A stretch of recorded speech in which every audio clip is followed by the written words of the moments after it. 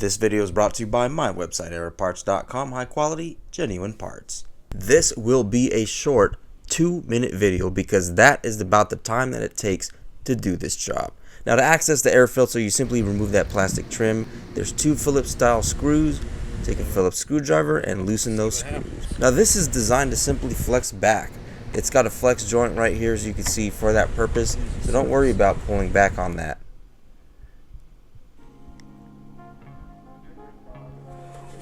And that's it. This hose you can simply pop off, and there's the old filter. As you can see, this one was actually really bad, but this one really needed a filter. Now, as you can see, the shape of the filter, you can only put it in one way. You can't mess this up. And you'll know when it's in securely because it'll fit just the way it was prior. It'll go all the way down without binding or looking weird.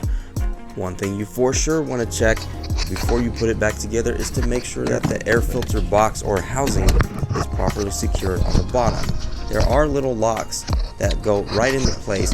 They are designed to allow the filter box or housing to swing backwards for a quick change, but it's easy to lift them out of place, so you can't put it back together unless these are in place. Otherwise, it won't seat properly and you'll have air going around your air filter. As you can see, this one needs to be moved a little bit to the left and pushed down to be secured. And here are a couple more still shots of those little locks that go into place. You'll want to make sure that those are secured.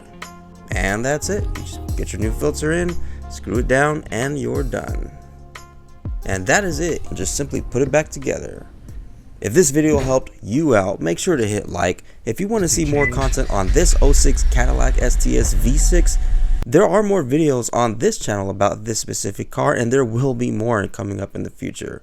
And don't forget, if you're looking for high quality, genuine parts, make sure to check out SRX.com.